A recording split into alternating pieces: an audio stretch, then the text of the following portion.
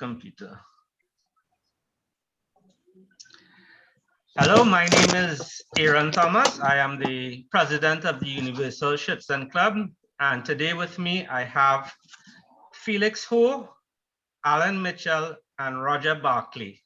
The topic of conversation that we're going to go into is in relation to the e-collar and the developments that is happening, especially in Europe and eventually, I guess, worldwide about it. And at this point in time, I'd like to invite the other guys to give a short introduction about themselves, and then we'll have Felix continuing from there. Felix, go ahead. Okay, so I'm Felix Ho. I'm a professional dog trainer from Belgium. So to start the topic, I would like to give a little background about the e-collar. E-collar, it means electric collar. People give it many different names. Yeah? Electric collar, remote trainer, the Tele-tact. For me personally, I prefer to call it Tele-tact because it gives a meaning and it gives people a better understanding about this device. Tele-tact, television, telephone, telegram. Tele means distance, and tact is short for contact. So when you put this word together, Tele-tact, it means that the handler is able to have contact with his dog over a long distance. And for me, that is the intention of the e-collar, having contact with your dog over a long distance. So I believe the e-collar was invented around 1960s, around that time. It was used in the beginning mainly for hunting dogs. Because when you go hunting, either with a Springer or Labradors or other hunting dogs, you work a lot either in a field, a very big field, or forest. And most of the time, the dog is quite far from you, especially when you have to send the dog to retrieve, or when you have a catch dog, that the dog is sent to hold a wild boar, for example. So this tool was very much used in the beginning for hunting dogs. Reason being, imagine you are now hunting with your dog in a forest, and you have trees, you have bushes, you have thorns, you have brambles, you know, like an area that you can barely walk in a straight line. So imagine now you have to put a long line of 10 meters and try to control your dog. Within 1 minute, everything will be tangled up, and this would not be practical. So the hunters, they used to use this device so they can control the dog. For example, when the dog goes too far, they can use the Tele-tact to call the dog back or to stop him. That was the beginning of the e-collar. Little bit later on, other dog spotters, they saw the benefit of this device, and they also started adopting the e-collar into their sport.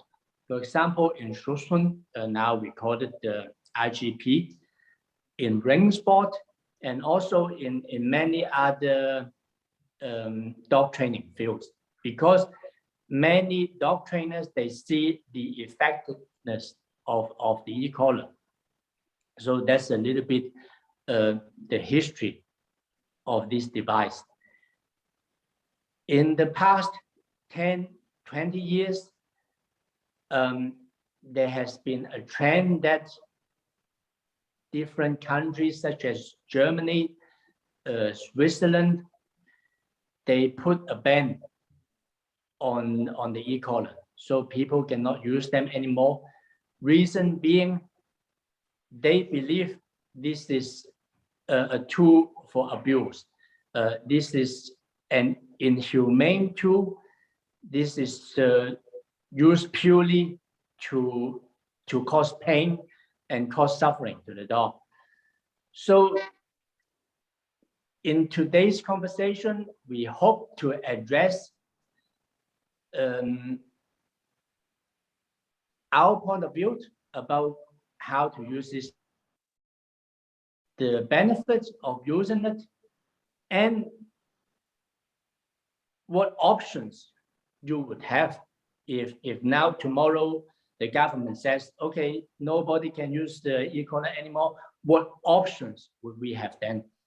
That is pretty the topic of our conversation today. Yeah. Thanks, Felix. Alan? Hi, good morning, everyone. Are you all hearing me clearly? Yeah, we are. All right. So good morning, professional dog trainer, and I do dog sport as a hobby. Trinidad and Tobago I'm based in. So it's a very interesting topic this morning.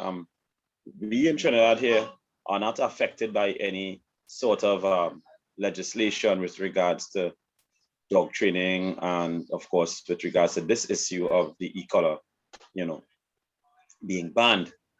I have been following it from a distance, what's been happening in Europe, and in my opinion, it's quite alarming. I was happy to have the introduction with Felix and giving us the history of the e-collar, why it was invented and used, over such a long period of time. In my capacity as a professional dog trainer, every day, 6 days for the week, I go to people's home, I solve problems, I train their dogs. A lot of time people have all sorts of issues, anything from behavioral problems, which may be part genetic or a combination of genetics and the way in which the dog was cared for, in addition to wanting just regular training, formal training, being able to have their dog under control. That is the main thing. The e-collar for me has been, while I don't use it for every situation, it has been a very, very effective tool to get family dogs under control, right? The way I see the e-collar, I was taking a few notes with regards to what Felix said, and even before that, and there are tools for training that you must use. You can't just approach a dog and expect to communicate with it. You have to use tools to bring across, what you want to motivate and so on, and to control. The way I see the leash is a communication tool, but it's a communication line. So there's an actual line. The e-collar, I refer to it as wireless communication. Right? So similar to what you said, the Tele-tact, what you use. And wireless communication used remotely to form and shape behavior, and also to stop behaviors. Right? For me, it's that simple. If I were to jump into the whole issue of it being a tool that can cause abuse, sure it can. I don't want to say that it can't, but there are many other things that can do the same. My point is that nobody is going to pay me as a dog trainer to come into their home, right? The fact that they seek me and are willing to pay me, it means that they do care for their dog. They're not going to now do that, have me in their home to look at me abuse their dog over and over, because I don't just go one time, I go once for the week or twice for the week to their home and do training. They're not going to do that. Maybe the sight of it is going to scare them, and if I do use it and they realize there's no success, there's no change in behavior, and the dog is only under pressure, they're going to say forget about it and probably never invite me back to their home. Having said that, if they can, even people who don't know about the e-collar and on hearing it, they are a bit disturbed by it. Once I'm able to convince them how it is used, and show them how effective it can be, I have had 100% success with regards to people wanting you to continue using it because they now are seeing their problem being solved, right? So with regards to the argument that, it's a form of aversive, and I think the whole movement is to ban aversive, whether it is the line on a I don't know if they're going to ban a slip lead soon, right? Or the regular choke collar or the prong collar. I know some places have banned the prong collar as well, right? Aversive is necessary in conditioning any animal, even humans, right? And I don't want to get too scientific here, but if you have ever bred a litter of puppies, the first form of learning, or one of the first forms of learning the puppy would have understood or learned via is aversive. When the mother has to put her teeth on them and grab them to move them around, move them from one place to the next, that is also a form of aversive, right? The other part where they learn is even when they are now being weaned from nursing from the mother, she uses her teeth to stop them from weaning, right? And I think we've all bred litters, so we know that is fact, right? And what it does is it changes the puppy's behavior, right? Even further to that, when the puppies are getting a bit older, they're 6, 8 weeks, you also see the mother breaking up fights, things like that. And what does she use? She uses aversive. She doesn't have any other bargaining tool, right? So, just not to get too deep because I want to give everybody a chance to speak.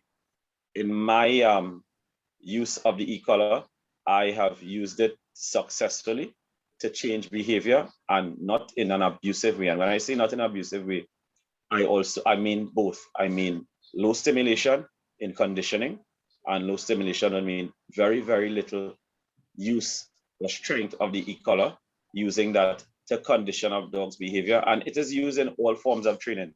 It's used with the leash, as the Limpopo trainers refer to when you jump in a car and you don't click the seatbelt. There's a noise beeping going off in the car constantly that annoys you. And that, as a result, you would click your seatbelt.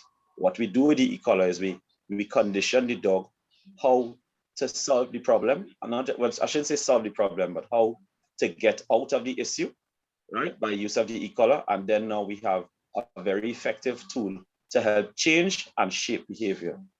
All right, so I would give Roger a chance to come in here. Aaron, hand it back over to you. Yeah, so thanks for that, Allan, and your experience and with the e-collar, especially in relation to training in general. And now I'll just ask Roger to introduce himself and make some comments, or even if he has questions, feel free, Roger. If the forum is yours now. Okay. Okay. So once again, I'm happy to be a part of this discussion.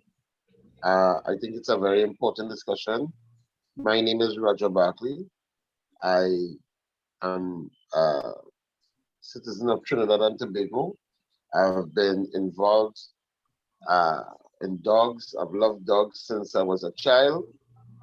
And that love and that passion for dogs has driven me over the years to be rearing dogs, breeding dogs, and eventually training with dogs for about 30 years now.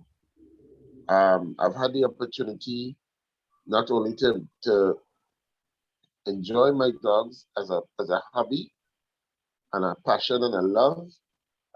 I've had the opportunity to meet people from all over the world, top trainers, top breeders from all over the world that share this passion and share a love for these dogs.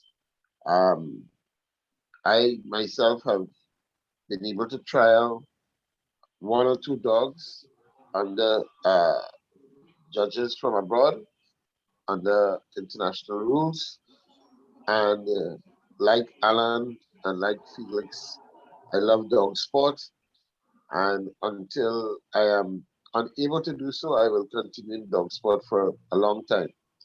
I'm saying these things to say that anybody who is into dog sport or dog breeding, or even from a commercial standpoint, uh, in terms of producing dogs uh, for sale or for police work or military work or for people who want to compete in sports and for even for themselves personally who wish to compete. No one will use any tool to the detriment of their final goal. So no one is going to use a tool or a device to destroy their dog or to make their dog weaker or to make their dog less competitive or less valuable. No one is going to use a tool to destroy the value of a dog that probably has to be sold to the police or the military. Anyone who is competing at a high level in sports wants to do their best. They want to achieve the highest mark. So any tool that they use is in furtherance of the highest goal. And you will be defeating the purpose if you were to use any tool in such a negative way that you cannot achieve your goal.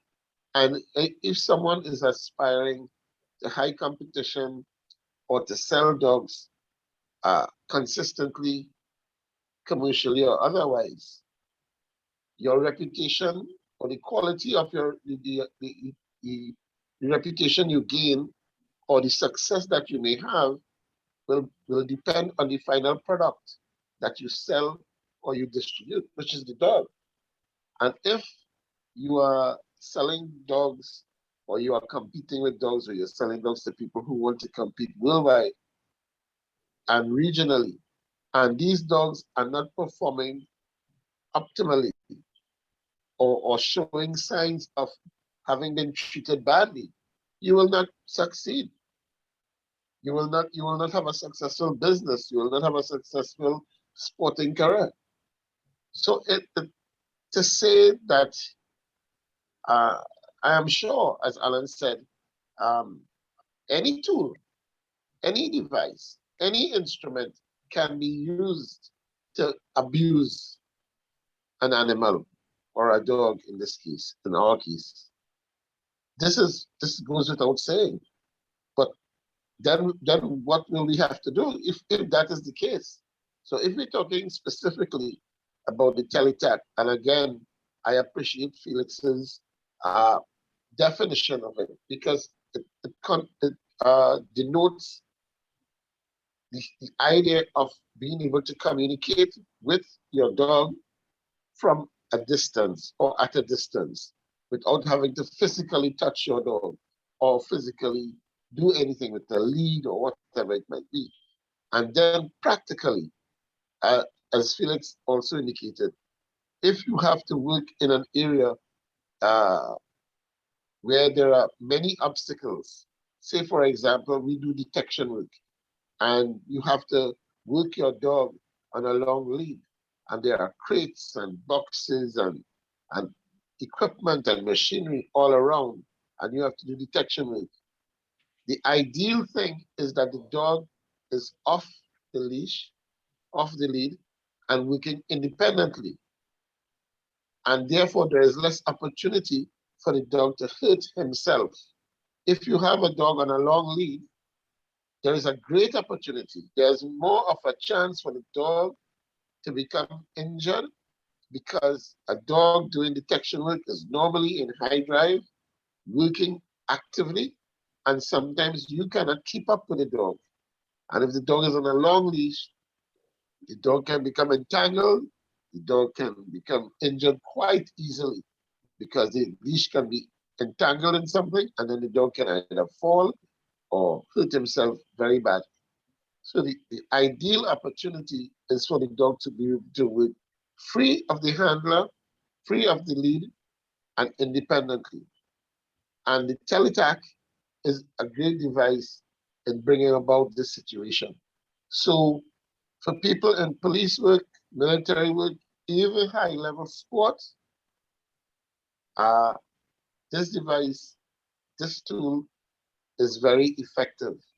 And the thing about it is there's a misconception in my mind that it is something that you start with and you it's like a punishment, but it is not. Nobody who loves their dog or who wants to compete at a high level or who wants to produce a dog to be sold to the end user is going to punish a dog, because any dog that is harmed, any dog that is punished to that extent, the dog will display a behavior that is undesirable or become very, very shy or afraid of people and different environments and so on. And nobody is going to produce a product like that. Nobody wants to do it. So that is my view of it. And I'm sure as we go along, we will go into more details and expand on these points. So thank you very much. Thanks, Roger, for that point of view. Felix, I'd like to ask you to probably go into a little more detail of what the modern e-collar does, because I know some people might be listening to this and think that it's just a device that you put on the dog and it shocks the dog, you know. And we all know, because we've used it, it's not only that. So I'll leave time for you now to go into, you know, what is the aspect of the e-collar, you know, and just go into a little broad definition with that. Thanks. Okay. So first of all, I think if today we only talk about working dogs or dog sport, it wouldn't be fair to the general public, because to be honest, most dog owners, they have dogs as pets. Correct. Yeah. That's the majority of people. So the idea of today's conversation is to make the general public aware that, okay, this is not only for the 1%ers, because let's be honest, man, out of maybe 1,000 dogs, maybe only one dog would do a working dog sport. What about the other 999? They are the most important people because they're the majority. So let's start with that. If we take away the e-collar, how would that affect the normal pet dog owner? So for, let's say, if a normal family, they have a Labrador as a pet. If they just have a dog, most of the time, they are not really aware of the e-collar. Most of the time, they start hearing about it is because their dog have some kind of problems. If you have a dog, you buy him as a puppy, you keep him. When everything goes well, there's no reason for a pet dog owner to go pay 200, 300, 400 euro to buy an e-collar. There's no reason to spend that money. So very often they start hearing about this is because they have some kind of problem. Most commonly, they go to a dog park or they go to the forest, they let the dog go and the dog wouldn't come back, okay? So they will speak to a dog club or a dog trainer, and maybe after some training, the problem is not solved. Then this trainer might suggest, oh, maybe you have to get an e-collar and try to work with this. That's a very common scenario, okay? So the benefit when you bring this in for a normal pet dog owner would be, let's say your dog runs away, he doesn't come back. you can use this device to, let's talk about something else first. We all drive cars every day. We live in a house. You know, in a car, we have seat belts. Every time we go for a drive, we put the seat belt on. What is the function for the seat belt? Is in case you have an accident, when there's an impact, the seat belts protect you, so you will not get thrown out of the car. Does it mean that we will have an accident every day or every week, every month, every year? No.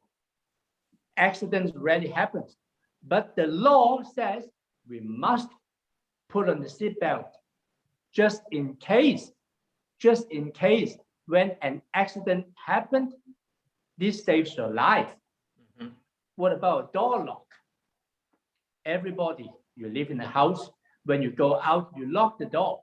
Does it mean there's a burglar coming to your house every day, trying to break into the house, or just simply open the door and come in and steal things? No. Maybe this won't happen even 5-10 years. So why would you have the door locked? Yeah, it's for the just in case. Just because this thing would not happen very often, but we want security, we want insurance, and that's why people pay for insurance also. It's always for the just in case. And this is very important. When you have a dog as a pet, you want to enjoy him. You want to be able to take him everywhere. Some dogs are easier to train than the others.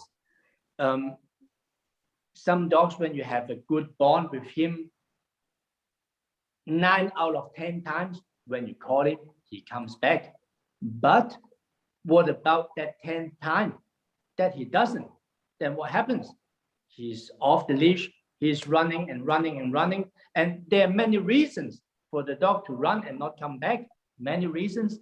Even if you train him well, you train him with food, you use food drive, you train him with a toy, he comes back and you play with him, you use all these different positive reinforcements. And I'm a big supporter of that in the education of all my dogs.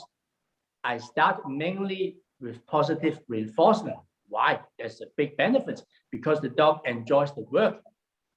Does that mean I go positive only? No, because I am aware of that just in case. And it's just like the seat belt. Why do I put on the seat belt? It's just in case. So I don't want one day that my dog really runs away, or there's a dog fight, or for whatever reason. I want at that moment, the dog is trained and he knows when I say come back, I must, I have to. That is very important for that just in case. So for the normal pet owner, the benefit of this device, of the e-collar, is you train him and you make the dog understand.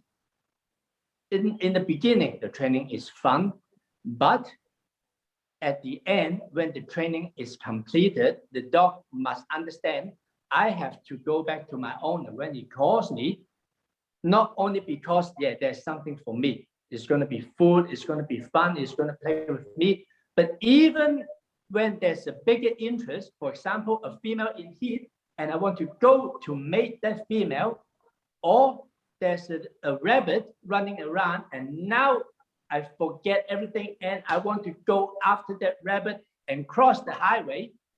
When my owner calls my name, there must be a switch in his head that, oh, now I must stop this pursuit of the rabbit or chasing the female in heat, and now I must go back. This is, of course, because of the training, and the dog understands. When I go back, this is a responsibility, but also if I don't, there's a consequence, a negative consequence. And that consequence is not shocking the dog so badly that he's harmed. No, but an aversive feeling, a very uncomfortable feeling. And that's when the e-collar comes in. And like what Allan explained it before, we do not see, some people call this the e-collar the shock collar. That is the name I really disagree with, because the majority of the time when we use this device, we don't use it to shock the dog. And to be honest, if you have a strong working dog and you go the highest and you shock him, he bites you. Yeah. You don't want that. So most of the time when we use this is for low stimulation, that we let the dog know, hey, you must stop, you must come back, or you must out, or you must stop all these stupid things, because now I make you very uncomfortable. Okay, we always stay at the threshold that the dog will obey the command that we give without freaking out the dog, without overwhelming him. Because some dogs, when you shock him, he bites you. Other dogs, when he's not that strong, you shock him and he breaks down and he shuts down. And it will take you months to build that bond, to build that trust again. So why would you shock him? You damage your training. So I disagree with this name shock collar, because it doesn't really define what we use the e-collar for. So that's why I prefer Tele-tact. It's very clear, distance, contact. Okay. So for the general public, for the normal pet owner, imagine now the government takes this device away. Is a little bit like taking the insurance away, taking the door lock away, taking the seat belt away. Will every dog owner need this? No, not every dog owner would need this. But just in case, if I have a pet dog and it doesn't listen and it runs away, I want this device that I can train him so he can listen, because otherwise it's no fun anymore. I go to a park, every dog is running around free. My dog is always on leash because I cannot train him to run off leash. I let him go off leash, he doesn't come back, and it becomes a danger.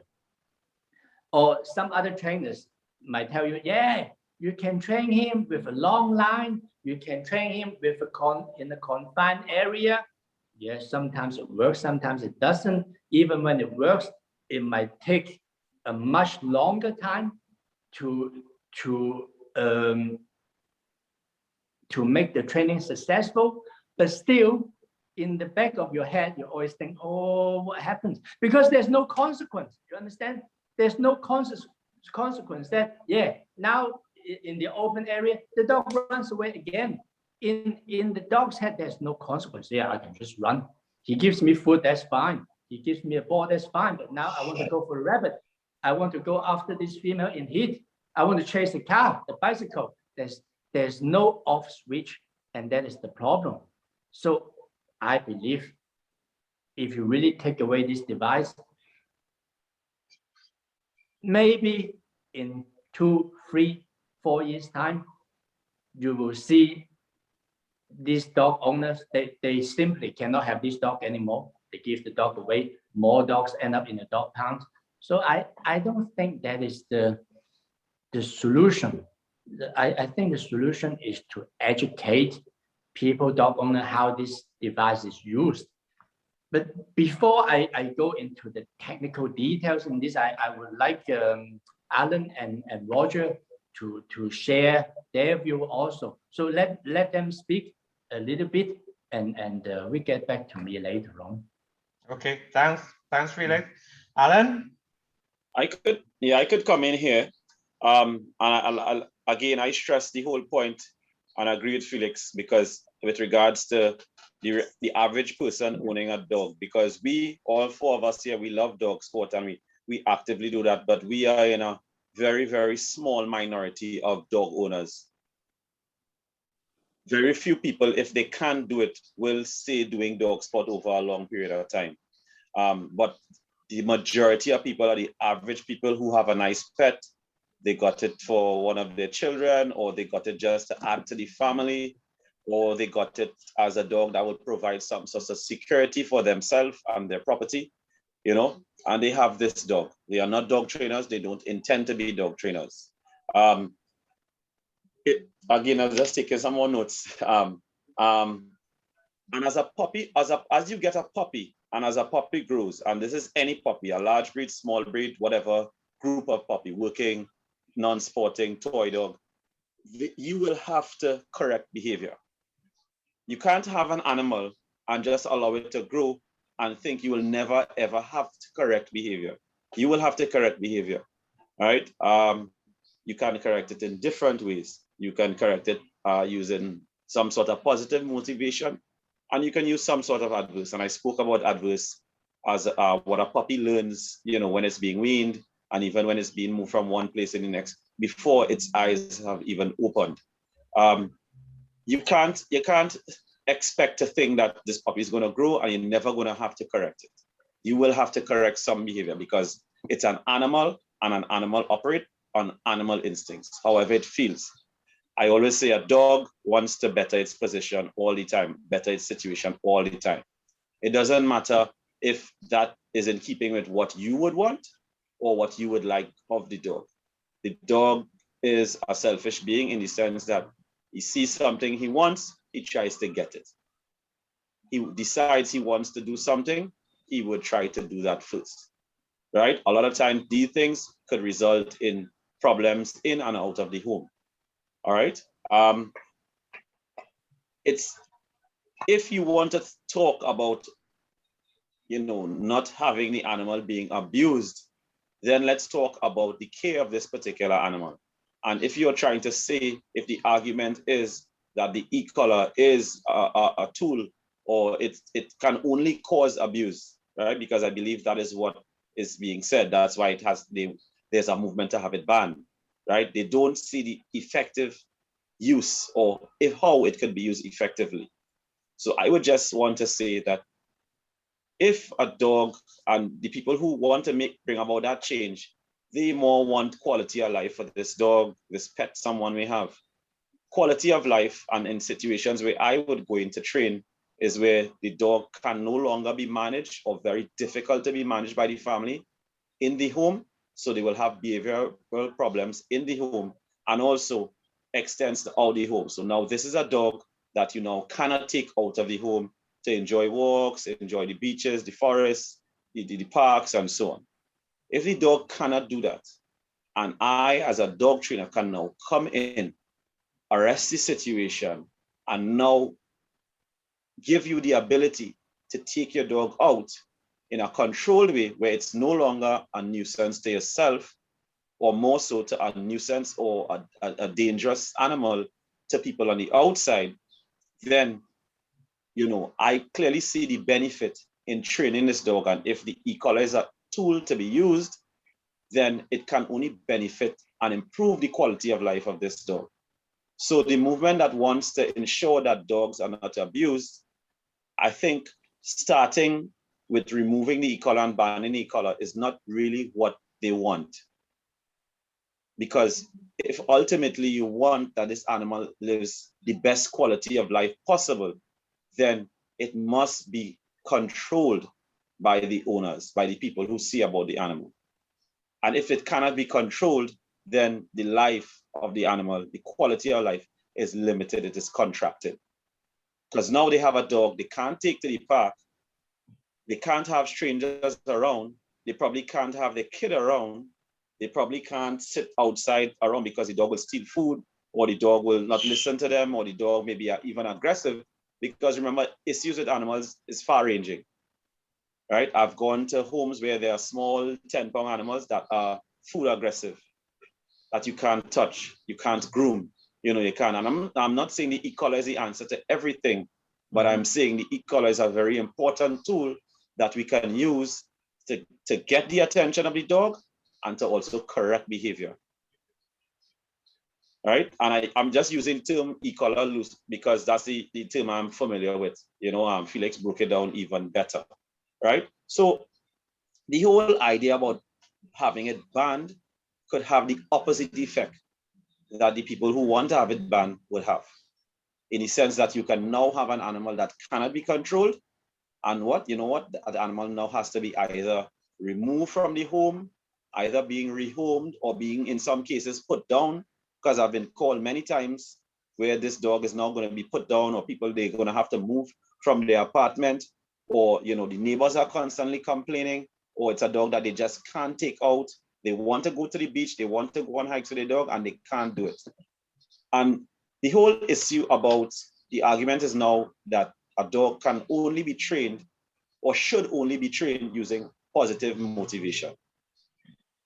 My thing is, when you have competing motivators, and Felix spoke about the rabbit running in the park, the squirrel running up the tree, or something like that. When you have competing motivators that now in the dog mind holds a higher value than the piece of food, the handful of kibble, even a nice juicy steak. Think about it. An animal operates with animal instinct. And if their stomach is full, but the drive in them, they see a squirrel run across, a lot of times the reaction is involuntary, and they will want to run, chase that squirrel. If you have this animal on a lead in a commercial space, in a populated space, and there's traffic, this animal now darts behind that squirrel and is now putting himself in danger and can cause an accident on the street. What really do we want? Do we want an animal that will only operate based on its animal instincts, or do we want an animal that we, as the handler, who would know better, have control of this animal? What do you think is better? And we like to think of ourselves, and it's proven that we have higher learning. So we have reason, let's say, beyond dogs, that we will see the greater good in something and allow it to happen or facilitate it to happen. I think it is our responsibility as the dog owner to have this dog trained in the right way. Right? So with regards to competing motivators, when you have competing motivator, which is the squirrel, which is the rabbit, which is another dog that he may want to rush, how do you positively motivate this animal to change its behavior? In my years of experience in training dogs, even for small dogs or large, powerful breeds, we're talking Rottweilers, Dobermans, and Malinois, and these bigger, larger working breeds, and even with small, these toy breeds as well. How do you motivate that dog to change its behavior with food, right? Because food is the main source of motivation when you're speaking about positive change or positive training. How do you motivate that dog to change its behavior when you have something that is of higher value, something else in the environment is of higher value in the dog's mind? How do you bring across that change? I have not had that answer yet. And I don't see an answer beyond using some sort of aversive to make the dog understand that, listen, I may want to do it, because you can't change what's happening in the dog's mind. This is all genetic and part of the fiber of the dog. What the dog understands, what keeps the dog from changing its state, is that the dog understands that, listen, there is a consequence to the action that I've just thought about. And as a result, I will choose to not go with that impulse. The only way to bring about that change and that understanding in the dog is by using aversive. So my point as a trainer is, it is an absolutely necessary tool for dog training. It's not the only tool, and it doesn't mean that it needs to be used on all dogs, but with regards to training, especially, and even when we talk aversive, if you want to speak about aversive, one of the most, because the e-collar is calibrated with such a wide range, you can use very, very low stimulation to correct a behavior. And low stimulation and high stimulation is relative to the dog and the threshold of pain and so on with the dog. Because my Rottweiler may have, or my German Shepherd may have a higher, threshold that, and as Felix talked about, staying on the border right there, and versus your toy breed may have a much lower threshold. So what may be normal for my dog would be very high for your dog, right? So all that, it all depends. But my main point is that there's no other way when you have higher value competing motivators external to the dog. How are you going to convince that dog to not move on that impulse? You know what you're going to end up with if you remove all these training tools, all these tools that, yes, it's a form of aversive, you know what you're going to end up with? You're going to end up with unhappy homes. You're going to end up with dogs, more dogs in the pound. You're going to end up with more dogs unfortunately being euthanized. And you're going to end up with more frustrated dogs that can't come out of the home and cannot interact with all the family members, because these are all the primary problems we see when we have pet training homes. We're not talking about the working dog man who's trying to get a faster retrieve or a quicker out or a better heel or some sort of behavior that is required in the sport. We are talking about the regular person that wants a pet. They want a family companion. They want a dog they can go to the park with. They want a dog that can, be outside with them in public. They want a dog that when they have friends over is a dog that is not a problem. It's not a dog that they need to lock up. If the dog is now a problem, they need to put that dog away every time people come over, or they can't take it out in public. So if we remove these training tools, then we have a higher population or a larger population of unhappy dogs, of unhealthy dogs, dogs that cannot be exercised in public, dogs that, cannot be socialized, dogs that live like prisoners because of their own doing. We ourselves, the same set people or groups that would like to have, aversive training tools banned, we function with aversive. We have laws. We are governed by laws. Someone cannot just walk into your home and take what they want. They cannot just see you across the street and go and grab what you have and take it from you. They can't just start a fight with you. We have laws and harsh penalties for those things. And let's be real, a lot of times, those are the things that save us when we have to socialize with each other. Otherwise, we may be going at each other in ways that, road rage, and, you meet someone in the bar or in the mall that you don't like, and you know that, hey, listen, I can do whatever I want to this person. I can advantage them because I'm bigger. No, there are laws governing, and these laws are only effective because there are adverse reactions, there are adverse consequences.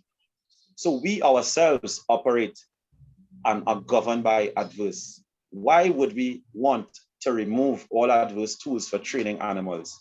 What are we going to have? We're going to have chaos. Yeah. We are going to have chaos. So that's on my, with regards to Felix's point, my experience. And as I said, I'm not even speaking about sporting dogs that I love to train. These are just normal pets, mixed breeds, any sort of breed. Because people buy most times puppy based on how it looks and that emotion they have at that particular time. They never consider the genetics of the dog. They never consider, listen, this is a beagle, this is a hunting dog. He's probably going to dig under my fence and wander off. Or this is a Doberman. He's probably going to be a dominant dog, or he's probably going to be a dog that, is going to want to do things his way. And because of his size and power, it's going to be a challenge. They don't think about, they see this nice, cute puppy, or they see somebody with a trained dog and said, I want a dog like that. And they go and buy the puppy. Not understanding that is, a lot of training and proper conditioning and so on. So that's my contribution with regards to the point that Felix made. Thanks, Alan, for that. Roger, you want to have an input here also? I'm always wanting and willing to have an input.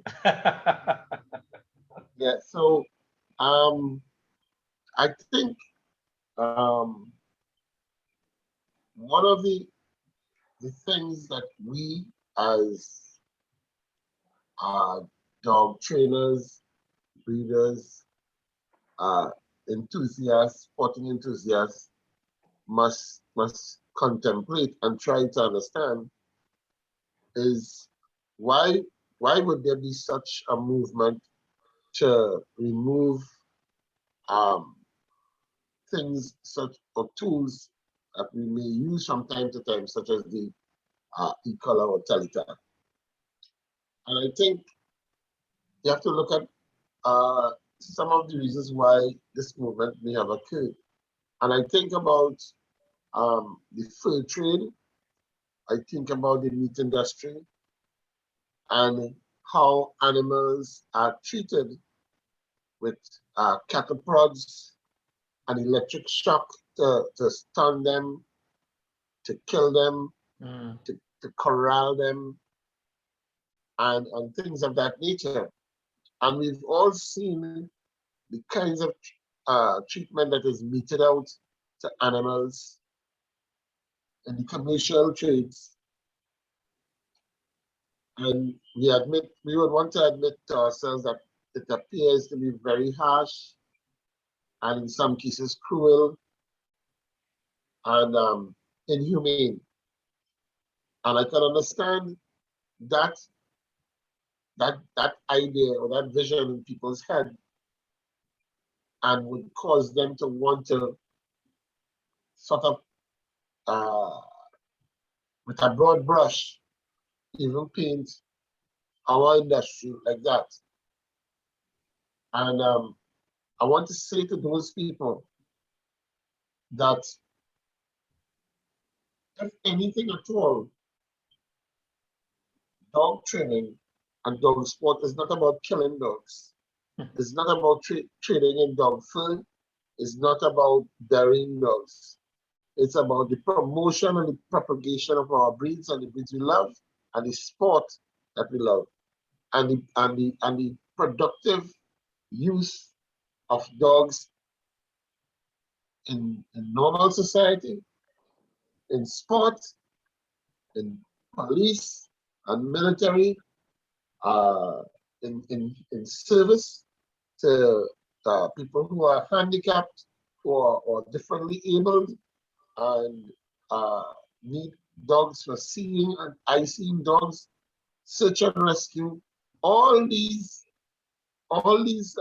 areas where dogs actually facilitate and service and make life a better quality for human beings. So it is not the meat industry, it is not the fur industry we're talking about. We are talking about something that actually benefits us human beings in a great way. And if you were to compare, I would say 30 years, 40 years ago, if you were to compare dog training and to what happens today, there is a tremendous and diametric difference between the quality and the level of training then to now. Agreed.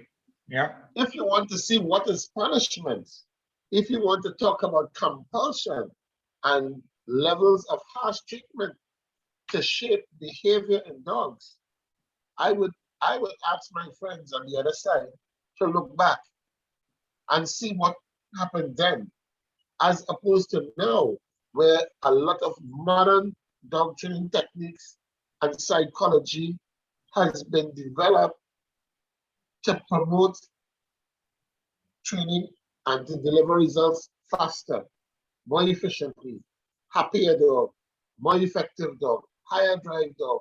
Because at the end of the day,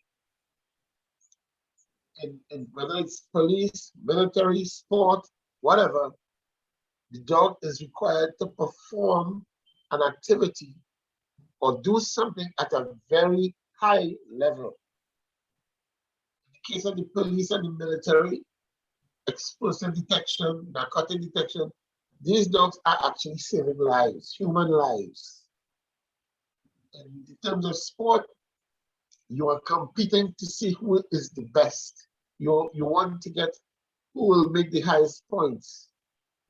And nothing anyone will do, they will not employ or use a treatment that will bring a lower quality of result or lesser result.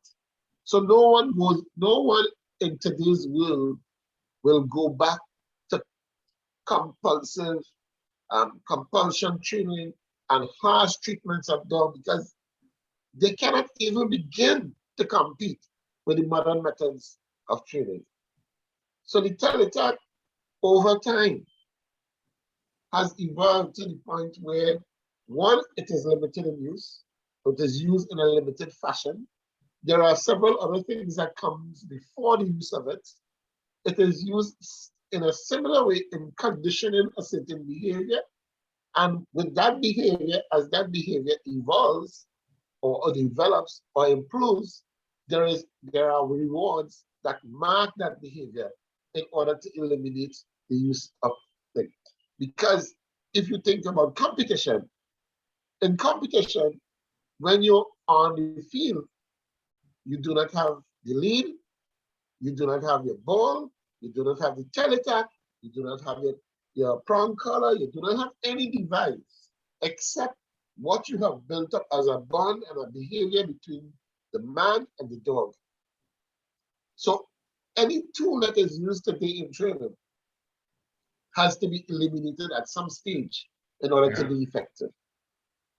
All right? And regardless of what area you look at in dog training, dog sport, whatever it is, these tools or the use of anything, whether it's food or anything, is eventually eliminated as a method of training. Once a behavior is shaped, that's it. If you're fine-tuning behavior, there are ways to do it and there are different methods to do it. But if you compare what happens today in modern dog training compared to 10, 20, 30 years ago, it's a vast, vast difference. And the people who are at the top use modern methods of training, and the results can tell for themselves. A dog that may have won a major world competition 20 years ago may not even make it to the finals in today's world. And you can see it. The videos are there. You can see the difference in the behavior of the dog and the relationship between the dog and the man. So again, I want to just reinforce that point that it is not what is conjured up in the mind as though it was like the free trade or the meat trade or whatever. These are not animals we are trying to kill for their fur or meat or whatever. These are animals we want to live a long and productive life. And we want them to make the life of the human beings that are designed to serve better. And I remember I was in an accident one time. And one of the treatments that I had to undergo to help rebuild the muscles in my leg and my back was electrical stimulation. Mm-hmm. Yeah. They put a lot of little wires on me at certain points, and they would start off with a low stimulation to the point where it would cause my muscles to react. Mm-hmm. And in so doing, I was able to rehabilitate my leg and my body. So it is not to say that this is not a concept that is, as I said, inhumane or whatever it is. This is used even in the medical industry, right? So we have to be mindful how we think about it and what is the backdrop of what is in people's mind that promotes their thinking of it. And we have to be clear. We have to, as Allan said, education about this thing is very, very important. That's my thinking. Thanks, Roger, for that. A key point I think that that everybody is raising is and Felix has said it on many occasions, is basically the education of the shock collar, because we as trainers, as breeders, we all know that there are people out there who can abuse training tools, right? From the leash to the fur saver to the prong collar to the e-collar, there are people that are not educated enough and can abuse it, right? And on Facebook, there's a wide discussion about all of this, and I happened to come across something on Facebook. I'm not going to call the name of the person, but I'm going to say what is alleged that they said, right? The person said, to use shock as an effective dog training method, you will need 1, a thorough understanding of canine behavior. 2, a thorough understanding of learning theory. And 3, impeccable timing. And if you have those 3 things, you don't need a shock collar. So it's interesting to hear you guys comment on that. Felix, you want to go first? No, I don't comment on that. Okay. I just continue. We talked about the concept, the intention of the device. But if you're just an average dog owner, these are just vague ideas. So I would like to share a little bit how I actually use the e-collar. And again, because of the majority dog owners, they're just average family pet dog people. So I will not go into dog sport, it's too much details.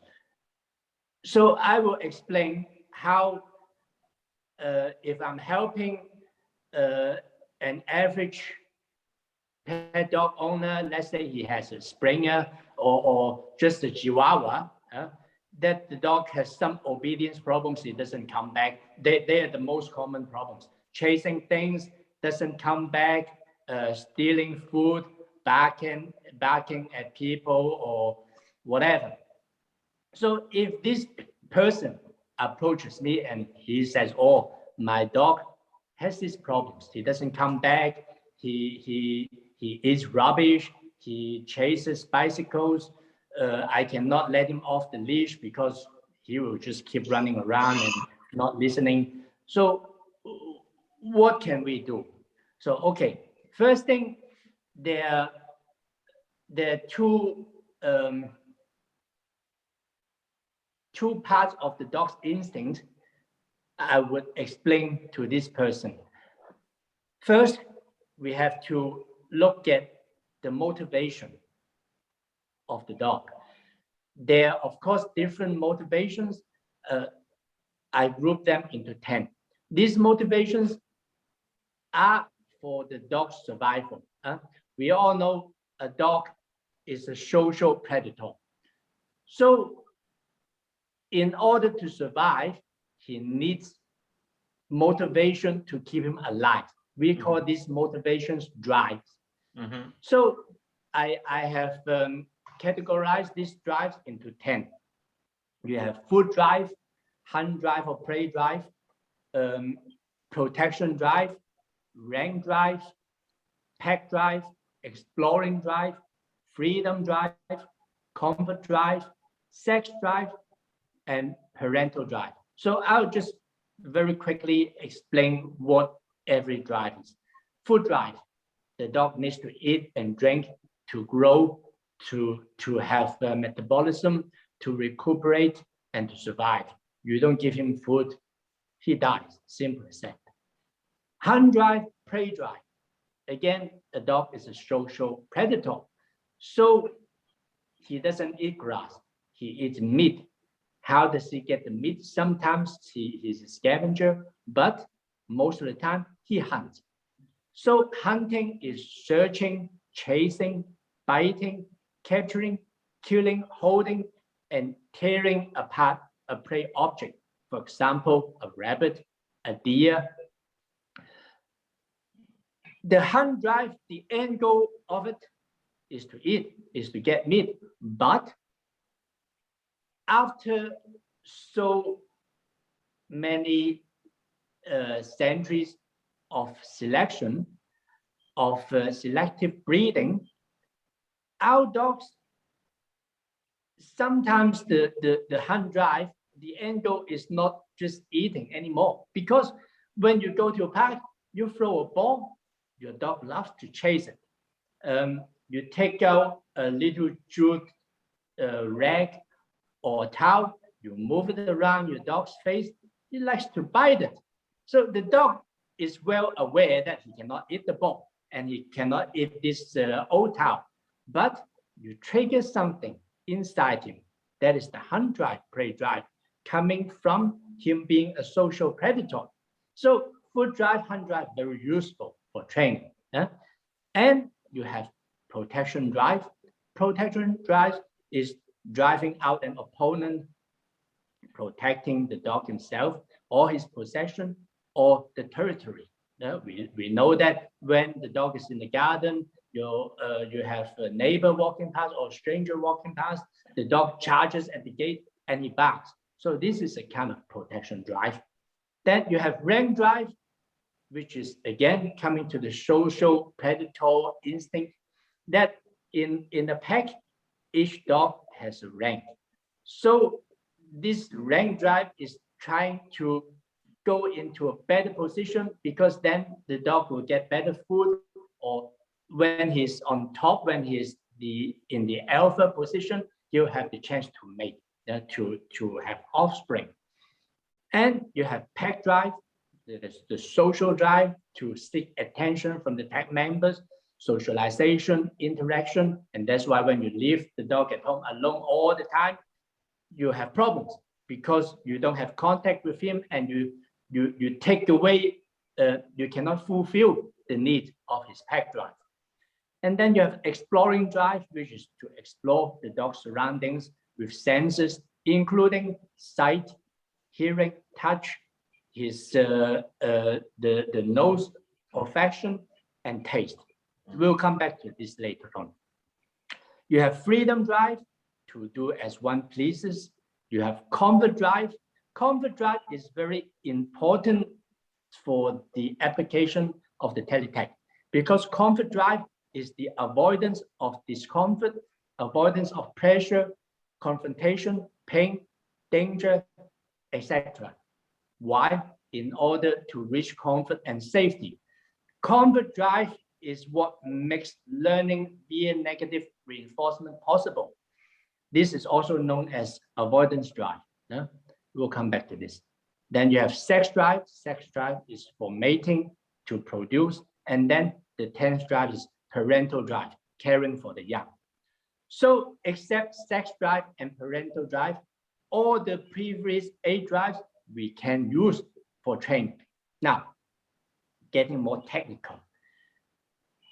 I just mentioned that the dogs, they have 5 senses, like humans: the eyes for sight, the ears for hearing, the nose for olfaction, the skin for touch, and then the tongue for taste.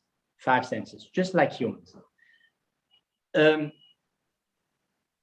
When we communicate with dogs, except for the taste, we use most of the 4 senses.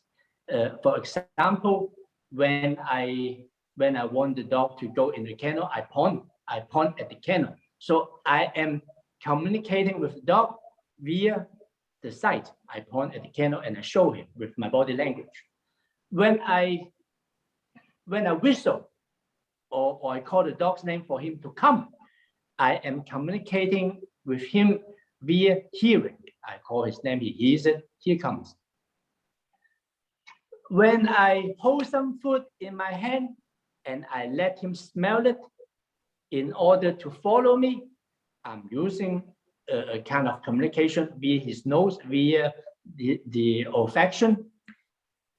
And when I am praising him, I'm giving him a pet, I let him know that I care for him. This is via the tactile sensation, via touch. When we use the e-collar, we communicate mainly with touch. Now, we have to introduce the e-collar step by step. Why? Because if you just put this on the dog, and now I don't even talk about using the e-stim. I don't talk about using the even low electric stimulation. I talk about vibration only. We all know what vibration is. We have an iPhone or smartphone. When you put it on silence, you can also put it on vibration. It just shakes. We all have this in our pockets. It doesn't hurt. Yeah, it's a sensation. Just to let it know the phone is ringing. So now let's assume I am using a Tele-tact that has only this function, only vibration. I don't talk about the e-stim, only vibration. I can use this to communicate with my dog. The problem is I cannot just press the vibration button, tell him sit, and expect the dog to sit down because he doesn't understand what this vibration means. So in order to make this tactile communication successful, I have to make a bridge. I have to explain this to the dog in a way that he can understand. So let's say lesson number 1, most important is when I call the dog, he comes back. So let's say now I want to bring the e-collar into this exercise to make the recall more reliable. I told you guys before, I prefer to start first positive because I have a happy dog with a good attitude, I have speed. So going back to the drives that we just talked about, I know this, my dog, he is good food drive. You guys already know. Some dogs, even when they're hungry, they're not hungry. Even they need to eat, you put down the food, they eat very slowly. So most dogs, they have some food drive, but some very little. Assume that this dog is hungry, he wants to eat. I have his favorite food in my hand. I show it to him. He can smell it. So first I communicate with his nose, with this olfaction, with the scent of smell. He smell, oh, he's interested. So the food drive is triggered. So there's a reason for him to come to me because there's food, there's something that he wants. I take a few steps back and I call his name. Let's say Bobby. I call his name. He makes an association. He doesn't know his name is Bobby, but now by repetition, if I do this 10 times every day, over 10 days, he'll know, oh, Bobby is something nice. I go to him, I'll get food. So I show him I have food, he smells it, I take a few steps back, I say, Bobby, he comes, I give him the food. I repeat this several times. He makes an association with the smell of the food and with Bobby, okay? Now I also introduce a leash. So when I show him the food, I say Bobby, and I take a few steps back. Very slightly, I give a little tug on the leash, just like this. It doesn't hurt the dog. It's just a feeling, a touch feeling. But this touch feeling, it gives him direction. I can pull this way, or I can pull that way.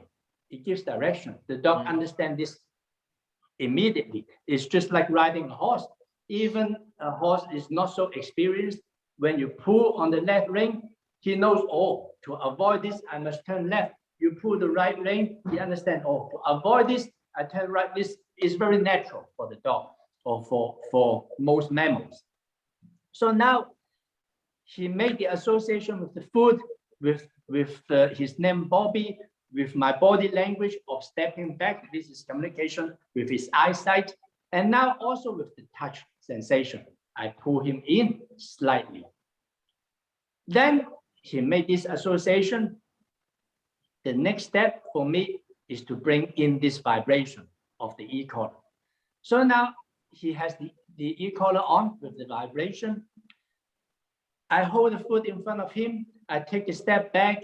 I say, Bobby, I give a slight tug on the leash. And at the same time, I give vibration. So I take a step back. I'm 1 meter away from the dog. He comes to make contact with me. The vibration stops. And I give the food. So now the dog has 2 reasons to give me this behavior of coming. One reason is he gets food. This is beneficial for him. Second reason is there's a vibration sensation. Does it hurt him? No. Is it annoying? Could be a little bit. But he understands that when I call him and he makes contact with me, this vibration stops, right? So after a little while, I test him. I take off the leash. And I go through the same drill. I have food, I take a step back, Bobby, I vibrate the dog, because all this association he has experienced before. Now I just take away the leash, I just take away one part, but he remembers the rest. So he comes, he makes contact, vibration stops. Now this lesson is very important because that is the foundation of avoidance training. Yeah. Are we hurting the dog? Is he suffering? There's no electricity involved, but this is already negative. Negativity or avoidance learning, some people, they have the wrong idea. They think it's screaming and kicking and fireworks going on and the dog is doing the funky chicken. But it's not like this. When you know what you're doing, it's very gentle. You just give a little bit discomfort for the dog. For example, you and me, Alan and Roger, the four of us, we're just sitting on the sofa watching a movie. And Aaron, you're sitting next to me, you're watching the movie, you're paying attention. Now, I want to tell you something. I say, Aaron, that you're so focused in the movie, you didn't hear me. All I have to do, I just tap you on the shoulder. I say, look, what's going on? This tapping on the shoulder, that is a touch, that is a tactile sensation.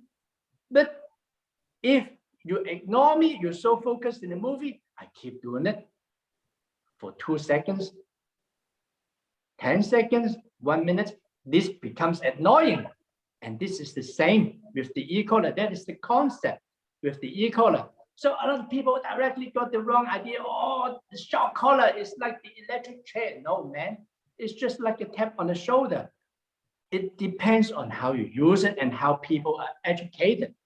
So with this foundation, you can develop into many different behaviors. You can make the dog sit for the same. You can make the dog go in the kennel the same way. So for sitting, at the end, you have the leash, you have food, you bring the food above his head, you make a little bit tension with the leash, his ass goes down, hits the ground, make contact, the leash relaxes, he gets food. He has 2 reasons to sit. He gets food and he can switch off. The switching off, that is the key of avoidance learning, of the use of Tele-tact. The dog must know when I give a command, he has a certain time frame to switch off this discomfort. So let's say the dog is 10 meters away. I say, Bobby, I vibrate. The quicker he makes contact with me, the quicker he can switch off this vibration. Now, you have dogs that are more resistant. You have dogs that more thick skin, let's say. Then you need to give a little more discomfort to the vibration, and that's when the e-stim comes in. But normally for beginners and the average pet dog owner, very often I start with only vibration. Why? In case they make a mistake, they just start pressing button, no dog will get harmed. You're just vibrating. It's like a phone in your pocket. It's annoying, but the dog will not freak out. You will not destroy the bond between handler and the animal. And that is very important. I encourage most of my students to master this first before bringing in the e-stim. So that's a little bit of my system. And with Alan and Roger, what they just talked about, I agree 100%. Very, very good insight that they've given. Now it's their turn to share again.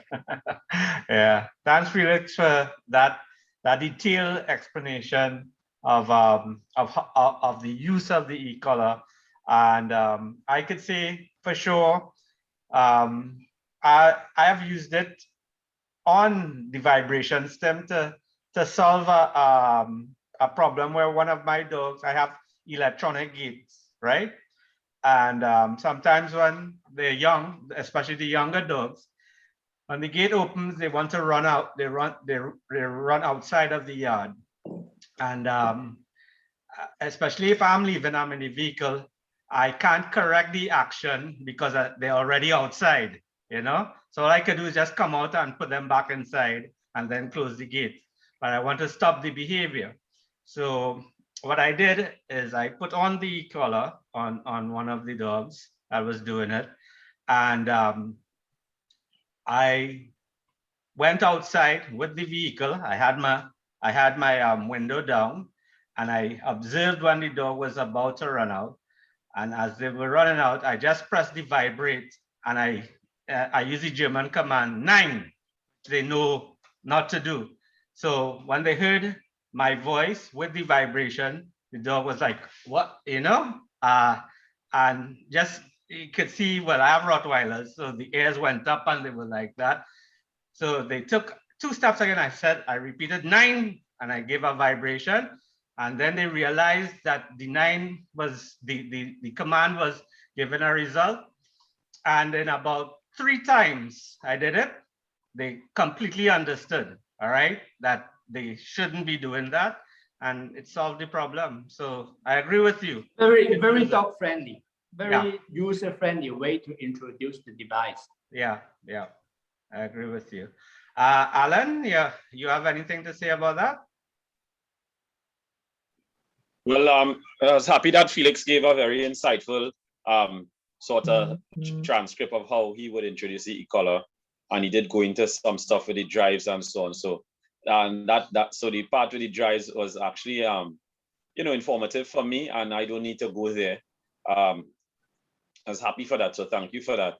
And what I want to say basically is that we all we're all moving around the same point, and it's that the use of the tool, the e-collar, is not what some people may think, that it's, as you say, it's the electric chair. It's going to just shock the dog into oblivion, and the dog does it because of total fear. And that's not the situation. It's more it's a conditioning tool. And as Roger was saying, that with the modern way in which people train now, and it's getting even more and more advanced, you're going to be definitely left behind and excluded if you use the collar in that way, for more than one reason: the effectiveness and also the way in which people look at it. Because if you do that, you're going to realize people's fears about the use of it, and they're not going to have you training the dog ever.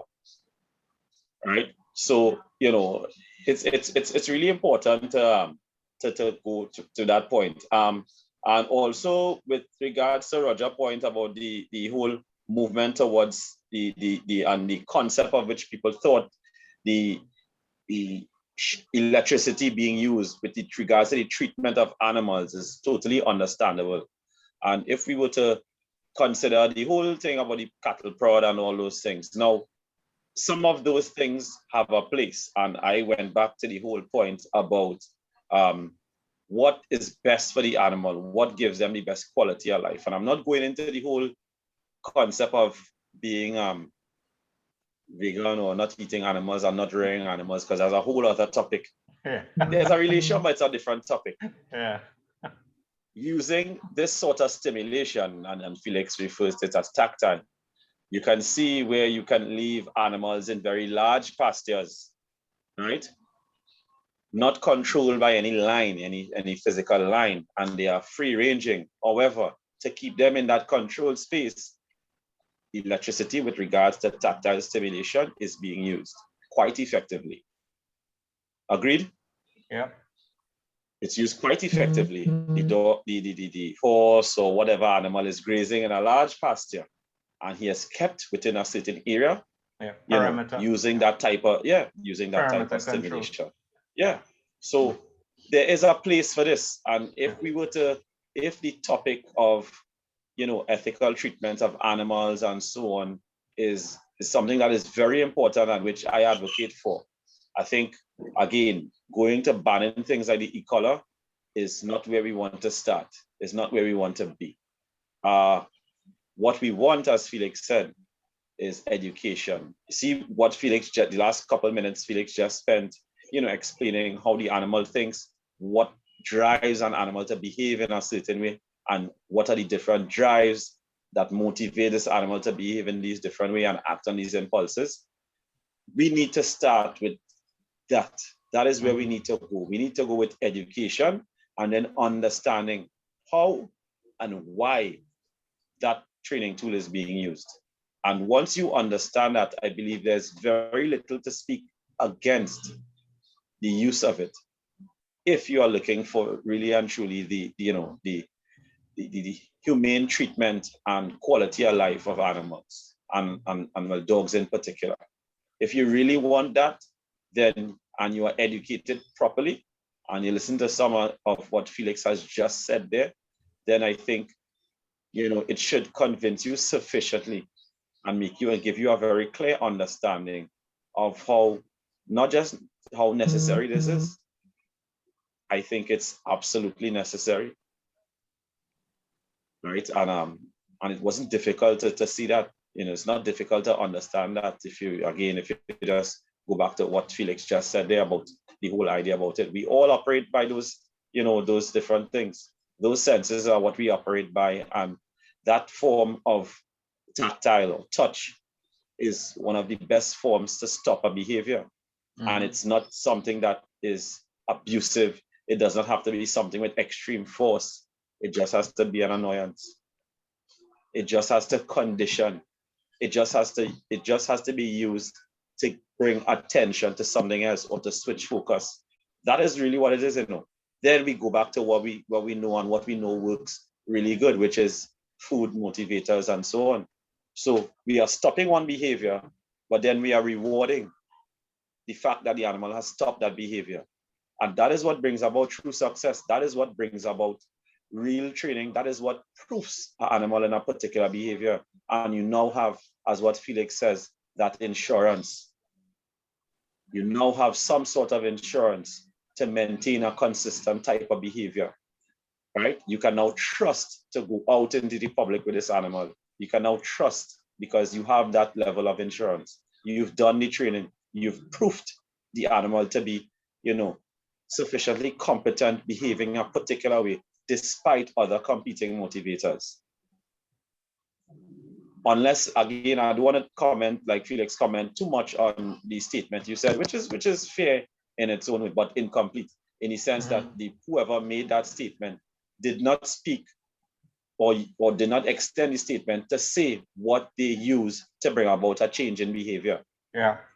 Because that same person may use a bottle of water filled, a 1 liter bottle of water filled could do some damage to a dog, They probably not using the collar, but they're using a stick.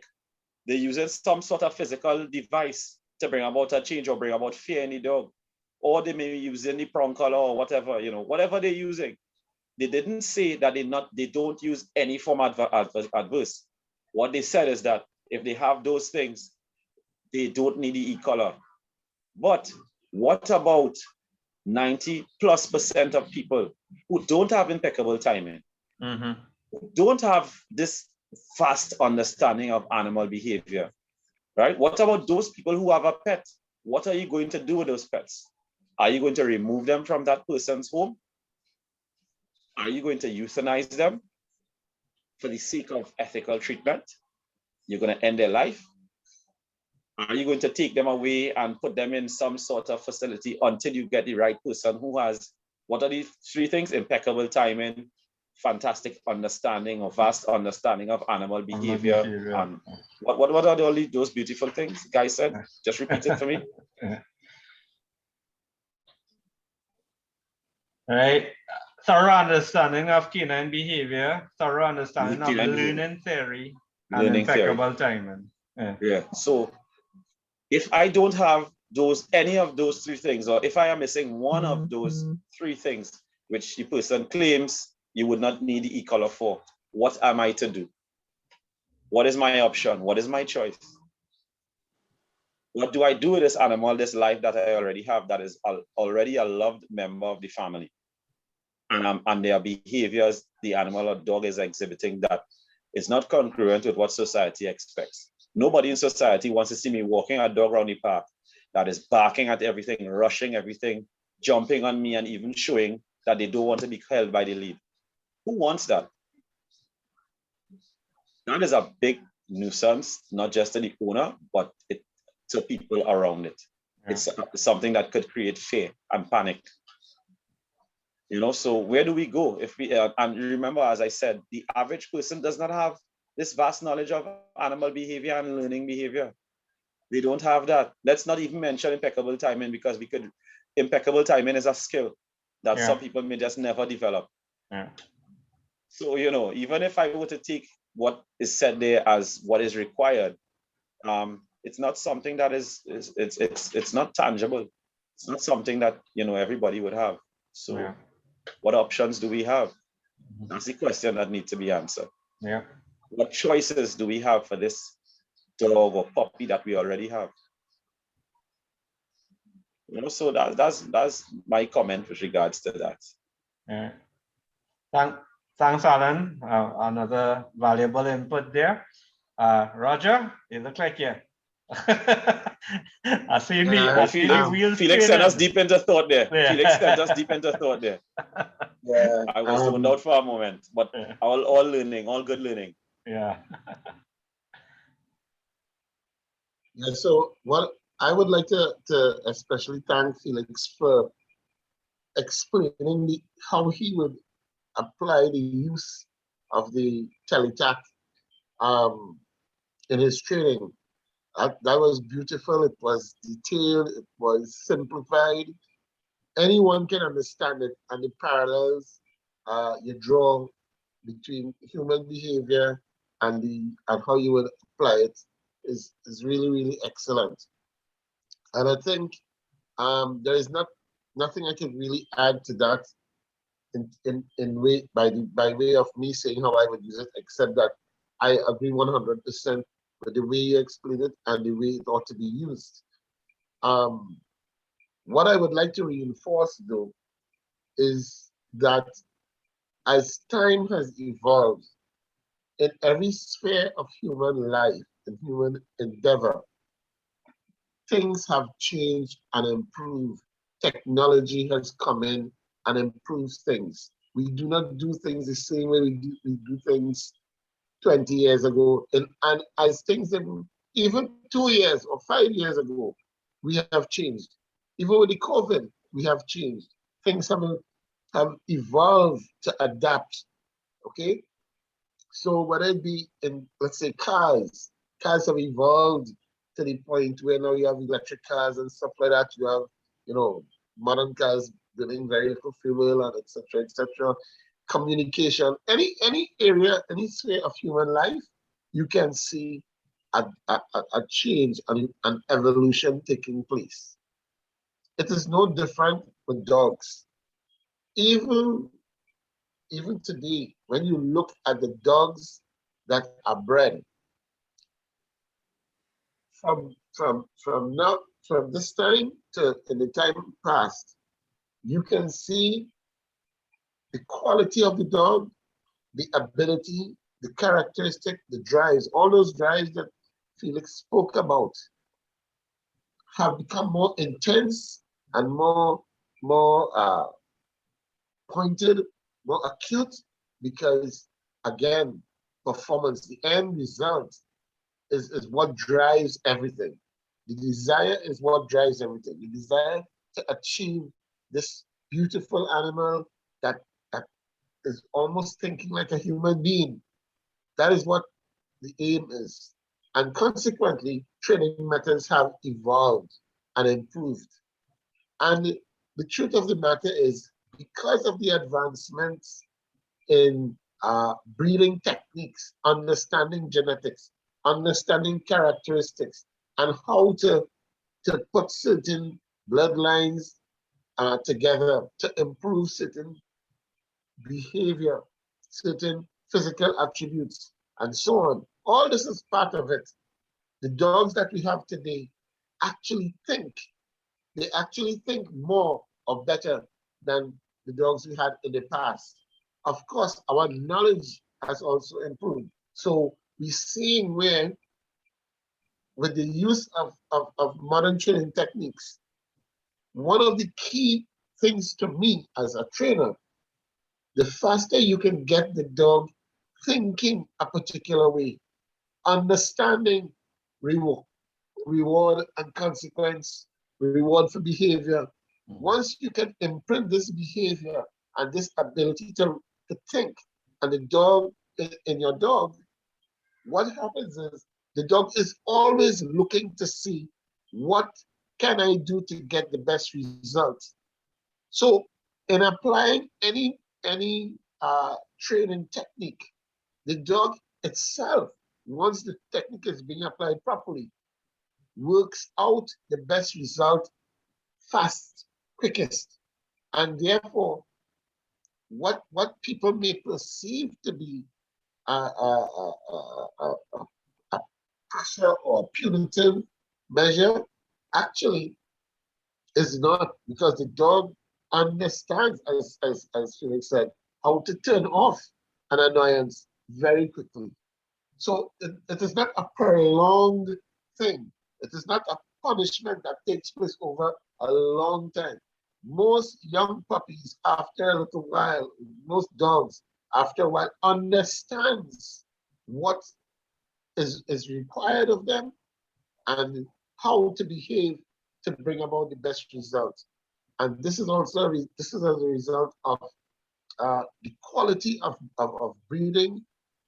Dogs today, dogs are actually more intense at a higher level because the results, the end result that we require as breeders, as trainers, whether it's for competition, again, whether it's for service dogs, whether it's search and rescue, you name it, the dogs are actually better by virtue of breeding. And the training has evolved in such a way to match that. So that is why Felix can explain this behavior and explain in human terms as well, and show how quickly the dog understands what is required of them, right? And therefore, this should not be seen or even applied as a punishment or some sort of, kind of thing to compulsion and damaging the dog in any way. If done properly, it actually is required in a limited fashion, and you achieve the best result, because the dogs themselves now, the quality of the dogs, especially in the working lines and stuff like that, they have the ability to think and to understand at a much faster level. Just like children today. Children 40 years ago and children today, way different. A child who can barely speak can have a phone or an iPad in front of them, and you can see they're beginning to relate to this technology. And we could not do it 2 generations ago, but they can do it. So you have to understand the exposure and the technology and breeding and the techniques and training have evolved tremendously. And it is we are not going back to a place of compulsion or anything like that. If anything, we are evolving and we are improving every day, all the time, with our techniques and training. Thanks, Roger. Again, another valuable input there. Felix, you want to go on with anything else? Yeah, I'll make one last comment before we log out. I believe the more freedom that we give our dogs, as responsible dog owners, the more control we need over them. For example, if I have a dog that he never leaves my property, he can do pretty much whatever he wants, because he would not be a danger to society because he never leaves my property. But if I want to be a good dog owner, I take him out, I play with him, I exercise him in areas that he is allowed off leash. I let him off the leash. But that means I need more control over him, because if I let him free and no control, I'm not a good and responsible dog owner, because I don't know what my dog will do. So that means control means training. And training, it must be pleasurable for the dog, but at the same time reliable. You need a balance, and that is the real world. And I'm a little bit sorry about, you know, in a time like now with the social media and with the internet, especially people they're a bit younger than us. A lot of them grow up with this internet and social media, and some of them they're not really aware of negative things can happen in the world. They think, oh, everything should be positive. Yeah. But this pure positive does not exist in this world. A few years ago, I had birds of prey, so I have friends that are into falconry. Now, they of course they have nothing to do with the generation I just talked about. You have falconers that in their 50s, 60s, very experienced people. A lot of them work with dogs also. So I used to have very interesting conversation with my falconry friends. And when I first got into this circle, a lot of them explained to me, yeah, you're a dog trainer. I know your background. I have dogs too. Believe me, you cannot train a falcon or hawk with negativities, because they will just fly away. So I look at how they train, and after a little while, I asked them, you think you train only pure positive? Yeah, I have to. Because with a falcon, with a hawk, they're not social animals. So you work mainly on foot drive, but it is not pure positive. Because why? The first thing that you start training a falcon or hawk, you tie him up on a perch with a little rope. So when you tie him up, he's not used to this. When a dog or cat or you walk by, he's afraid of you. He tries to fly away. But then, because he's tied up, bang, he hits the end of the leash, and he gets a very uncomfortable feeling to himself. So when the bird is doing this, I ask the owner, you think this is positive? and oh, they don't. Oh yeah, you have a point.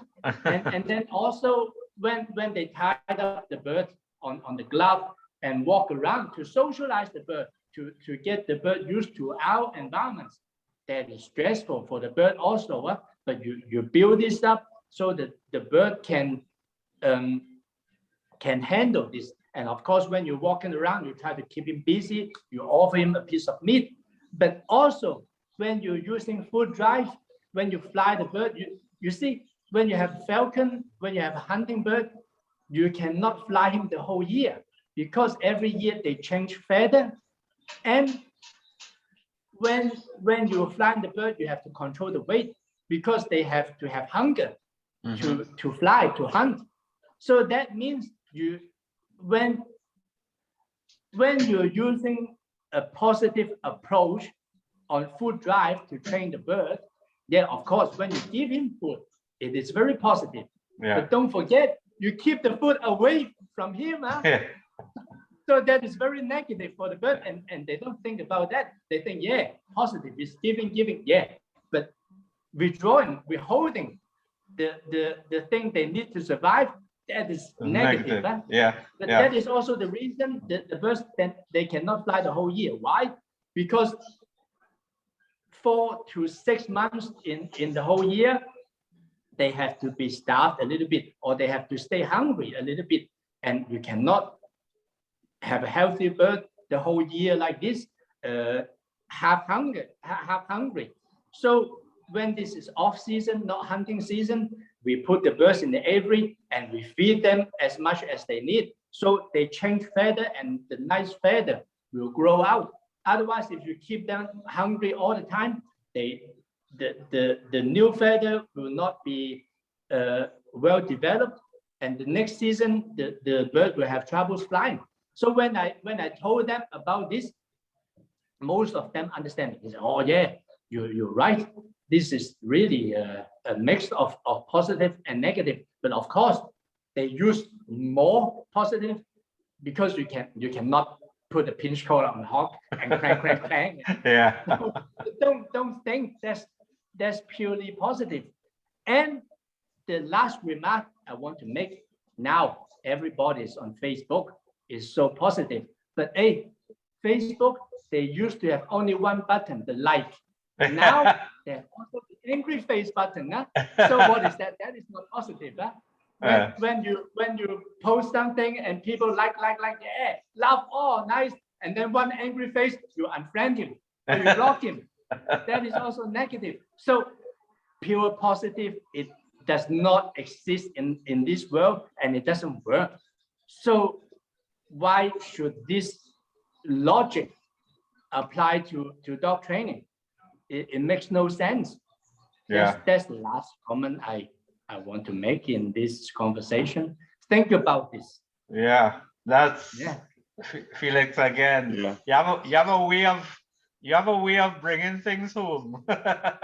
You know, with your examples, and you're very much on point there. Alan, you want to comment and say anything? So yeah, in closing, I kind of want to also address the elephant in the room, for lack of a better phrase, because when we're speaking about using the e-collar, you know, and we spoke mostly about low-level stimulation.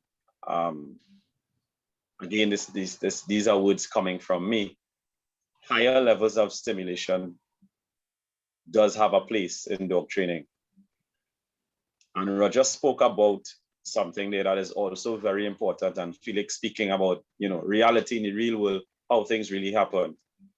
The reality is we have dogs being bred for specific purposes, and a lot of times people buy what they consider to be a dog that can protect their family and their property. These types of dogs, usually, especially if they're well bred, and we've all had them. I know Felix have them. Because I've worked with dogs from your kennel. Roger definitely does, and so too does Aaron. I think I've worked with dogs from all your kennels, right? I am sure of it. And this does not change the behavior of some of these dogs. Yeah. Because of what they were bred to do, and as Roger said, the motivation for breeding them is to help us, whether it is apprehension in police service, or it is search and rescue with broken down building or something like that, or it may be some sort of detection of narcotics or explosives, which let us all agree is beneficial to us. We all know as breeders that these dogs are not the average dog and must be bred in a particular way. They are not dogs that assume threat easily, or behavior can be changed because of a simple soft conditioning, not in everything. When they are in drive, and Felix spoke about all those drives, and because they are genetically bred with a certain level of drive, and then of course the training condition this drive to be forward, to be very forward and present, we have a different animal in front of us. And there was an interesting podcast which hosted by Ivan Balabanov, and I am in no way able to or have any authority to speak or comment negatively, you know, with what he has to say, because he is a vastly achieved dog trainer on many levels for many years, proven and still to date, right? But he spoke about, and I'm not going to quote him here, but he spoke about and in favor of the use of not so much low stimulation, but when you have to use an e-collar, you must have that trump card of using high stimulation as well. And I am saying that it does have a place. If, as a child, I played video games a lot, you know, so I'm in front of the TV and I'm playing games. And my mother would say, "Hey, Alan, hey, Alan, and maybe I'm hearing it, but there's no response because I'm in front of the TV and I'm playing game. And she may tap, hey. And I said, yeah, mom, come in. Okay, hold on, I'm playing games. So she is past the physical touch, right? She has to get in front of me and the TV now and say, hey, what's going on? Take it off now. This is what you need to do, right? So she has to have a direct intervention between me and that other competing motivator, right? And I'm just using a normal example from any household to get my attention, to even get my attention. And then even then, I am reluctant to change my behavior. Right? Let's be real, Felix. Yeah. You have a boy. You have a boy. You're lucky. I'll just get smacked over my head. Yeah. Okay. So I'm trying to keep it, I'm trying to keep it very, very, very decent. But you may get a tap, right?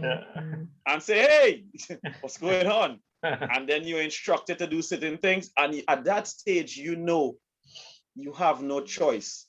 In your mind, you are very unwilling to do it. You don't want to do it.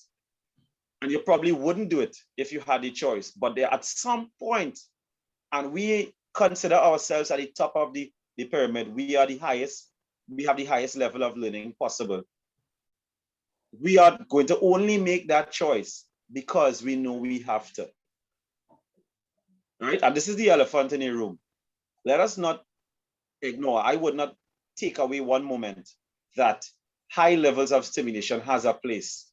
You also need that trump card with the type of dogs that Roger spoke about, that Felix has in his yard, that Aaron has in his yard, right? That you also need to show them, listen, I can also turn it up a little bit. So Felix talked about when he was watching the movies with all of us on the sofa, he did this and it didn't work. And he kept doing.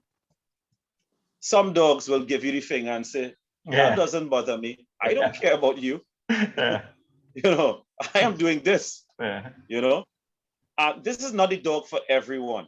This is not the dog is going to be in everyone. But I have gone to regular family homes and I've seen that type of dog. How do I help them in this situation? Because this same dog needs exercise. He needs to be a workable member of the family. How do I help them? How do I bring up, and this may be a dog 2 years old, already very mature and settled in his behavior and already understands how to manipulate the family. How do I help them? How do I make the family comfortable with this dog, but at the same time, maintaining or improving the quality of life? Because a lot of times that dog is not the dog that they can take in public. They tell you, you know what, we don't bother to walk him anymore because we can't control him. You know what, we don't bother to take him to the park because we can't control him. We can't even go to the vet with him. We can't even put medication to clean his hair. We can't cut his toenails because, it just grew. We just overwhelmed us and we didn't know where to get help, and now we have you here. Let's not ignore that situation. That is a real situation. It happens often in these pet homes, right? So the main thing here is education. Education and understanding when to also use that trump card that you have with regards to that particular tool. Because those dogs are the dogs that eventually get the most abuse, abandoned, sent to the pound to be euthanized or something like that. Yeah. Those are the dogs that end up there. So what are we going to do with those dogs? If we have a tool that can bring about the change in this dog, and we don't have to hide behind the idea of only low stimulation and thing, because this dog is not going to take the tap on his shoulder as something that bothers him. He's genetically wired. If this dog has to save going to a broken down rubble with smoke and fire and all sorts of things and go in and around and underneath dark spaces to detect someone that is living under rubble and dig, this is not an easy dog to deal with. This is not a dog that takes a little thing like that as something to stop his behavior.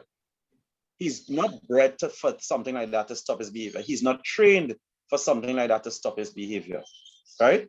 And these dogs do end up in normal households. What do we do to save this dog?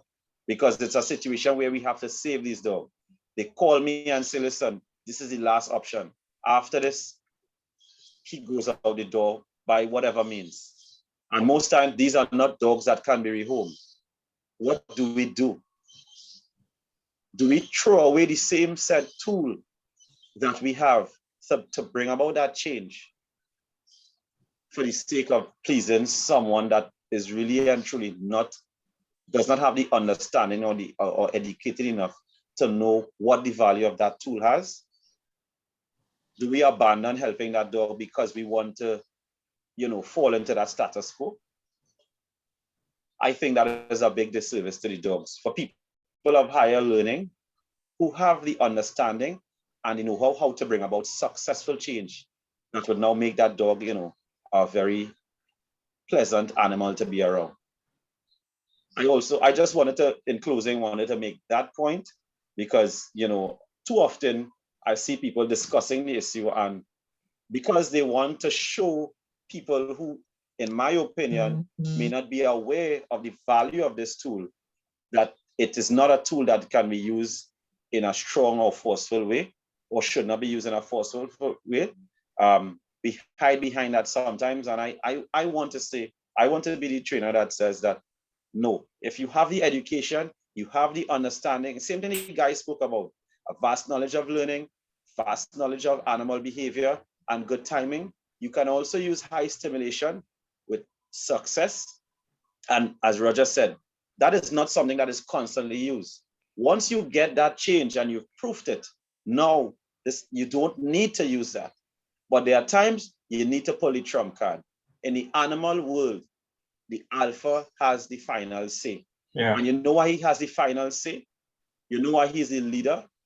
Because he can also pull that trump card at any point in time. And that is what keeps the structure of the pack together. We live in places, in countries and islands that are either governed by democracy or different things, but they are leaders. And those leaders have the ability and the authority, to pull that trump card. That is why we have law and order. That is why people are free to do certain things and are not free to do certain things. And for the most part, we coexist. Why are we going to ignore that with regards to animal behavior? When we have that power and we have the duty as the owner of that animal. So, guys, beautiful discussion, really happy to be part of it, privileged to be, have your time this morning. But that was the point I would like to close with. Maybe it could spawn another discussion at another time, but I know we've been here for a while. Yeah. So that is my closing point. Very good, Allan. Spot on. Yeah. Thanks again, Allan, and thanks for bringing it up and addressing it. I think it added a lot to the discussion. Roger, you facing the cherry now. Yeah. No problem with that at all. First of all, in closing, I want to say that there is a place and there is a good place for watchdog groups. They serve a valuable purpose, and their work, the work that they do, cannot be discounted. And again, if done, in my mind, properly, we should achieve improvement in all areas. But as Allan said, it's all about education. I think we all agree it's about education. So what I would like to see is that the watchdog groups help us in some way that we can, through our societies, our associations, our governments, our legislators, help to reduce the stray dog population. And that stray dog population is a symptom of a lot of reckless breeders, breeding dogs carelessly, breeding dogs endlessly, and dogs going out into society. As Allan said, some dogs that ought not to end up in the hands of normal people, of normal citizens. Most people are unable to handle these dogs or care for them properly. They can't house them properly. They don't have the facilities to take care of dogs properly. A lot of people, dogs end up in the society as part of the stray dog population. And that in and of itself is part of a big problem that we face, because again, a lot of things can come out of that. So in terms of the people who are breeding dogs, I would like to see something done about people who just believe they can just acquire some dogs just for the sake of the money and breed these dogs and sell these dogs. These are some of the areas I would like to see some emphasis placed on, right? Insofar as people who are trainers and so on, yes, I am sure there are people who may abuse dogs, but I want to believe that this is in a minority. And I believe through, again, education within our associations and attaching responsibility, where if you are a registered member of an association or a trainer, you ought to be registered in some way or shape or form. And the way you train and the way you care for your dogs and how many dogs you have and your facilities must come under some kind of inspection or some kind of review or some kind of, body that looks at it and deems that it is appropriate and that you are a good practitioner. Any profession, any skill set, any industry ultimately needs some form of oversight. So I am saying there is a place, and there must be a place for watchdog groups, because again, we don't want heavy abuses and that kind of thing. But at the same time, watchdog groups have to also educate themselves about, some of the things that they advocate against, and maybe their intentions are good, but I think sometimes they lack the understanding of the use and the application and the situations. Hence the reason why we're having this kind of conversation today. The idea is to probably try to persuade or inform them as to maybe a different thing, a different side that they're not seeing. But we are agreeing, I think we are all agreeing that education is the way to go across the board. There are many different issues that need to be tackled, and through these kinds of discussions, and hopefully we will have more, hopefully there will be improvement in our industry and for the dogs that we so love, the sport we love, the training we love. We have to take some responsibility and do our best to help the situation. Okay, and on that note, I want to thank Felix again for sharing his time with us. We are indeed privileged and honored to have such kinds of opportunities, and I hope we can do more of it again in the future. Thank you so much. Thanks very much, Roger. Praise the Lord. Yeah, gentlemen, thank you very much. It was a very, very informative discussion.